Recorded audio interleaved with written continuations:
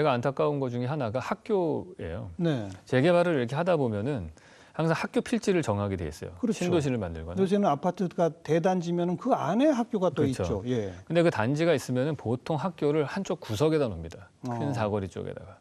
그러니까 제일 시끄러운 데다 놓고 거기다 방음벽 설치해 놓고 애들은 거기다 놓고 자기네들은 그러니까 사실은 학교 운동장이라는 게 잘만 도시계획을 하면은 광장처럼 쓰일 수가 있거든요. 그렇죠. 네, 그렇죠. 그 공간이 운동장이 시민들도 뭐 방과 후에 요즘에 애들 뭐 다 학원 가고 없고 비어 있는 건데 그 공간을 잘 쓸 수가 있을 텐데 도시계획이 좀 잘못된 거예요. 네. 그 광장, 그러니까 학교 운동장이 저녁에도 잘 쓰이려면은 주변으로 약간 저층형 상가들이 들어가서 그걸 감시를 해야 되거든요. 그러니까 유럽의 광장들 보시면 주변에 카페나 레스토랑이 쭉 있어서 그렇죠. 저녁에도 사람들이 쳐다보니까 그 광장이 안전해지는 건데. 감시를 당하면 안전한 네. 곳이 된다. 그렇죠. 그렇죠, 감시를 그렇죠. 당해야지 안전해지는 거죠. 네, 이게 네. 한강 시민공원 같은 경우도 아파트 단지에서 내려다보기 때문에 밤 12시, 1시에 가도 안전하게 우리가 쉴 수가 있으니까요. 그렇죠. 그러니까 우리가 도시계획할 때 이런 법이 있습니다. 학교 주변에 상업시설 200m 안에 두면 안 된다는 법 때문에. 우리 그런 법이 있죠. 네, 그러니까 학교는 어떻게 보면 우리나라에서는 치외법권적이고 약간 소도 같은 느낌이에요. 학교도 고립된 섬이네요. 고립된 섬이죠. 어. 그러니까 실질적으로 학교 건축을 하는 것도 건축과에서 허가를 안 내고 교육청에서 허가를 내고요. 자기네들이 다 입찰하고 발주하고 다 해서 그들만의 리그로 학교가 형성되고 있어요. 그러니까 학교를 운영하는 사람 입장에서는 나를 건드리지 말아라. 나는 그냥 담장을 쳐놓고 애들을 그 안에 관리를 하겠다. 그리고 도시적으로 봤을 때 그걸 아무도 쓸 수 없게끔 도시계획적으로도 돼 있고.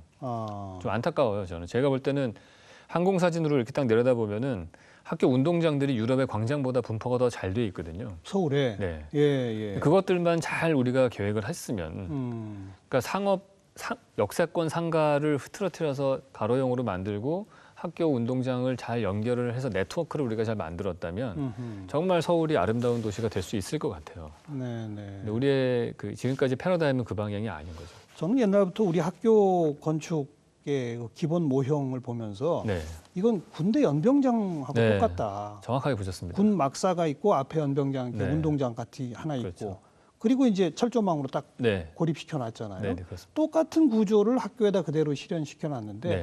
왜 그랬을까 생각해 보니까 네, 한참 이제 막 경제개발하고 산업하고 하면서 어른들이 네, 우리는 우리끼리 사느라 바쁘니 네, 거추장스러운 애들은 좀 저기 좀 가둬놔. 네, 네. 뭐 이런 개념이 떠올라요. 맞습니다. 제가 아는 친구가 그런 얘기를 했어요. 우리나라 학교가 만약에 자율학습을 안 하고 이랬으면은 소년원이 더 늘어났을 것이다.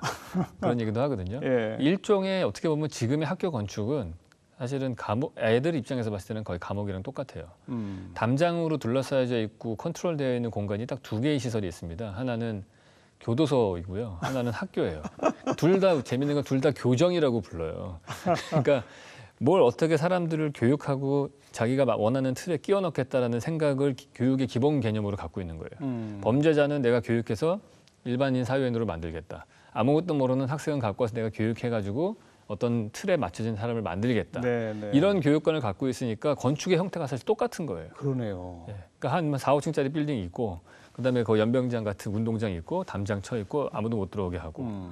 근데 이게 좀 안타까운 거는 지난 몇십 년 동안 1970년대부터 지금까지 한 40년 동안에 우리 학생들의 1인당 사용하고 있는 실내 면적은 7배나 증가했습니다. 학생 수가 줄어드니까 네, 학생 수도 줄어들고 또 학교는 더 점점 커지고. 지었고. 네. 그러니까 실내 면적의 사용량은 사실은 저희 때보다는 훨씬 늘어나고 풍족한데 예. 건축 공간적으로 봤을 때는 사실 예나 지금이나 별로 바뀐 게 없어요. 제일 안타까운 거는 이게 면적이 늘어나니까 점점 학교가 고층화되죠. 예, 예. 그러면 애들이 10분이라는 쉬는 시간 동안에 바깥에 나갔다 들어올 수가 없어요. 부족하죠. 시간이. 그러니까 걔들이 계속 실내 공간에만 있고요. 쉬는 시간에도 안에만 있고. 그러니까 아파트에서 생활하다가 학교 와서 실내에서 생활하다가 끝나고 나면 학원에 가서 생활하고 얘네들은 24시간 중에 바깥 공기를 쐴 수 있는 시간이 1시간도 안 될 거예요, 아마. 예. 그래서 그거를 어떻게든 저층화시키고 쪼개줘야 되는데 운동장이 참 문제인 거죠. 운동장도 지금 문제는 뭐냐면은 전체 학생들 30명이 한 반이면은 그중에 한 축구 잘하는 애는 한 대여섯 명밖에 없어요. 네. 걔네들이 다 쓰는 거거든요. 그 축구를 맞아요. 하면서. 그 나머지 한 7, 80%의 학생들은 사실은 외부 공간을 전혀 즐기지 못하고 12년을 생활을 하는 거거든요.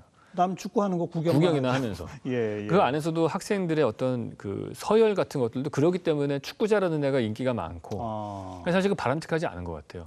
30명 정도 되면은 다 다양한 행동들을 할 수 있게 해주는 시설로 학교가 갖춰져야 되고 네. 그 다양한 자기들의 욕구를 충족시켜야 되는데 지금은 그러지 못한 그럼 상황입니다. 교수님이 생각하시는 이상적인 학교의 설계도를 한번 좀 말로 그려봐 주세요. 어떻게 하면 돼요? 일단은 저는 옆에 도시계획을 할 때 옆에 공원을 같이 넣어서요. 공원에다가 학교를 옮기고 싶어요. 그래서 애들이 운동할 때에도 숲속에서 운동할 수 있게 해주고요. 방음벽 옆에서 하는 게 아니고. 그리고 그러면 이제 연면적이 좀 넓어지니까 땅이 넓어진 상태에서 한 1, 2층 정도 되는 단독주택 같은 교실로 쪼개가지고 다 모든 교실마다 마당이 있는 그런 학교를 만들었으면 합니다. 1, 2층짜리가 쭉 기다란 것도 아니고 그건 아니죠. 그것도 쪼개서 토막토막 내죠. 그래서 뭐 복도를 한 3개 제가 그런 마스터 플랜을 하나 짠 게 있습니다. 세종시에다가 한 게 있는데 교실 3개 정도씩 2개 정도씩을 모으고요. 특별활동실 뭐 하나, 미술실 하나로 하고 뭐 이런 식으로 해서 마을처럼 구성을 해요. 네. 그러면 각기 다 다른 모양의 마당이 나오죠. 그렇죠. 그러면 뭐 1학년 때는 내가 뭐 삼각형 마당에서 생활을 하다가 2학년 되면은 뭐 박공지붕에 뭐 네모난 마당이 있는 데서 생활한 기억이 있다가 매번 학년이 바뀔 때마다 다른 외부 공간에 대한 추억들이 있는 학교를 만드는 거죠. 그리고 옆에는 숲도 있고. 숲도 있고요. 운동장은요? 운동장은 바로 옆에 숲에서 애들이 있으니까 거기서 이동해가지고 운동을 하고 오고요. 그다음에 우리 보통 뭐 달리기를 한다 그러면 운동장 주변을 뺑뺑이를 놀잖아요. 예. 만약에 초중고 그 제가 계획한 마스터 플랜을 보면은 유치원부터 초중고 복합 커뮤니티 센터 공원이 한꺼번에 있어요. 공원, 유치원, 초등학교, 중학교, 고등학교가 다 하나의 블럭에 있으면은 애들이 운동장 그러니까 쉬는 뭐죠 그 달리기 시간에도 이제 숲속을 뛰고 자기들이 원하는 코스를 정할 수가 있죠. 그러네요. 네. 100m 달리기나 축구 이런 건 어디서 합니까? 그러니까 그 공원 안에 있는 체육시설 그 운동장에서 하는 거예요. 따로 하고요. 100m 달리기 트랙 같은 거는 저희가 배치를 잘 하면은 그 마당들이 있는 가운데를 가로질러 가는 100m 트랙도 만들었어요. 네. 그럼 거기서 뛸 수도 있고. 그 세종시에 그 안 제출하신 게 채택됐나요? 그러니까 제가 MA로 했는데 이제 공모전을 따로 해서 실질적인 설계사무소를 채택을 하는데 제가 딱 원하는 안이 나왔었는데 심사위원이 그걸 채택을 안 했어요. 왜요? 그거는 제가 볼 때는 변화를 싫어하는 어떤 집단들은 항상 있는 것 같아요. 그러니까 변화가 거의 없는 옛날하고 거의 비슷한 그런 스타일의 학교를 채택을 했죠. 그쪽에서. 그건 이제 새롭게 공원과 함께 조성할 때 이야기고 네. 서울 도심에 있는 운동장을 갖고 있는 학교를 네.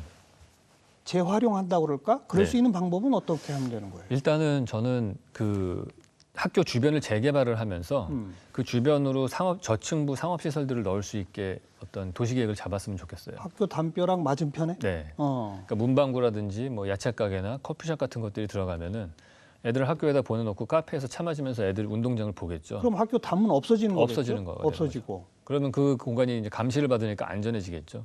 그래서 운동장도 우리 도시민들이 쓸 수 있으면서 안전한 공간이 될 거고요. 그러니까 학교 네. 수업 시간 도중에는 학교 전용으로 학교에서 쓰고 쓰고요. 네. 밤과 후에는 시민들이 쓰고요. 그 운동장이 일종의 유럽의 광장 같은 그렇죠. 식으로 네. 되고 네. 그 주변에는 카페도 있고 뭐도 있고 쭉 그런 것들이 네. 이렇게 늘어져 있고. 그렇습니다. 예. 그러게 일단 첫 번째로 제가 재개발을 할 때 그렇게 하고 싶은 부분이고요. 또 하나는 지금은 우리가 교육이라는 걸 할 때 어떤 수업을 할 것인가 하고 교실 안에만 너무 포커스가 맞춰져 있어요. 네네. 그러니까 저는 건축가이기 때문에 야외 공간에 대한 이해가 되게 필요하다고 생각해요. 그러니까 사실은 우리가 지식은 책에서 배우지만 그다음에 지혜는 자연 속에서 배워야 되는 거잖아요. 그렇죠. 근데 자연이 너무 없는 상태에서 애들이 생활하는 거죠. 제가 친구를 만나도 교실에서 먼지 나는 교실에서 만나는 거하고 자연과 함께 만나는 거는 다른 네, 인간관계가 만들어진다고 생각해요. 네. 근데 우리가 지난 3, 40년 동안 만들어진 모든 학교 건축의 추세는 실내 면적을 늘리자. 특별활동실 더 많이 주면 애들이 교육이 더 잘 될 거다. 연면적만 늘렸어요. 그러니까 쇼핑몰 같은 그런 학교를 만든 겁니다. 그러니까 사실은 연면적을 좀 줄이더라도 아까 말씀드린 대로 쪼개서 야외 공간하고 접할 수 있게. 네. 만약에 그런 컨디션이 안 되면은 하다못해 테라스라도 만들어줘야 된다고 생각해요. 그러니까 테라스 공간이라도 만들어줘서 애들이 나가서 테라스 길이를 외부 계단으로 연결해주면 되거든요. 그러면은 애들이 나와서 외부 계단을 통해서 다른 친구들을 다른 테라스에서 만날 수도 있고. 네. 근데 제가 이제 그런 얘기를 했어요. 그 학교 관계자들하고 얘기를 하면은 테라스가 만들어지는 거를 선생님들이 원치 않는다는 거예요. 애들이 떨어질 수 위험하다고. 있으니까. 그래서 그러니까 지금은 우리가 기본적으로 모든 아이들을 위험하고 안전하게 관리를 하겠다라는 생각에서 건축이 가다 보니까 다 안전한 실내 공간 안에 넣어놓겠다. 그리고 내 눈에 다 들어오는 공간에 두겠다는 거예요. 네. 그러니까 좀 어렵죠. 하긴 학교 운동장 주변에 담벼락 없앱시다라고 하면 당장 그 학교 선생님들이 그럼 싫어하시죠. 애들이 수업 받다가 도망치면 어떡하죠? 이런 네. 얘기 나올 것 같은데요. 그렇죠. 그러니까 그게 그분들 입장에서는 관리가 안 된다. 그러니까 힘들다고 말씀을 하시는데 그걸 반대로 생각을 하면은 네. 아이들은 사실 계속 갇혀 있는 느낌이 드는 상태에서 생활해도 된다라는 거거든요. 그러니까 저희도 좀 약간 자유로운 영혼을 가졌던 저희 친구들은 고등학교 때도 막 월담도 하고 막 그랬잖아요. 그렇죠. 그러니까 그게 이 아이들을 보호한다라는 미명하에 애들을 사실 가둬놓고 한 건데 왜 쉬는 시간에 매점에 가서 밥을 뭘 사 먹게 하면은 바로 옆에 있는 편의점 가서 사 먹고 와도 되는 거죠, 사실은. 이게 우리가 학교라든가가 하나의 공간 안에 가둬놓고 외부 세계와 단절시켜야 된다라는 생각은 사실 우리나라만의 특별한 생각이라고 봐요. 잘못된 교육 철학이 네. 잘못된 학교 설계를 가져왔다. 네, 제가 보기엔 그렇습니다. 표현하신 것처럼 유럽식 광장을 우리가 머릿속에 떠올리고 주변에 뭐 노천 카페 같은 데서도 네. 좀 있고 그러면 아마 쉬는 시간에 나와서도 우리 친구 아빠가 저기 계시네, 그렇죠. 친구 엄마가 저기 계시네 네. 이러면 다시 들어가게 될 거예요. 그렇죠. 땡땡이 치고 싶어도 못 나갈 네. 겁니다. 그러니까 어떻게 보면은 마을 주민 전체가 아이를 함께 기르는 그렇죠. 그런 학교가 돼야 되는 거거든요. 근데 열린 지금 학교. 열린 학교예요. 예. 근데 지금은 막아놓고 학교 교육은 선생님만 신경 써라. 음. 난 모르겠다. 그거는 바람직하지 않죠. 말씀하신 대로 누구 3학년 5반 아무개가 골목길에서 배회하고 있으면은 누구 엄마 전화해가지고 그렇게 해야 되는 거거든요, 사실은. 예. 온 내 아이만 신경 쓰는 게 아니고 온 주민들이 다 그 아이들을 케어하고 내 아이처럼 생각해야 되고요. 사실은 그게 우리가 도시에 사는 가장 큰 이유가 그런 시너지 효과거든요. 네. 나 혼자 모든 걸 하겠다는 게 아니고 내가 신발 만들고 제가 빵을 만들면 난 만들어서 바꾸면 되는 거잖아요. 근데 그게 어떻게 보면 도시에 사는 거의 기본인데 우리는 학교 교육은 내가 다 하겠다. 내가 학교가 부족하니까 내가 숲길을 만들어서 이 안에서 해결하겠다가 아니고 동네 어디 숲길을 이용할 수 있게 해주면 되거든요. 그렇죠. 그렇게 열어야죠. 그렇게 되면은 사실은 더 좋은 학교가 될 거라고 생각합니다.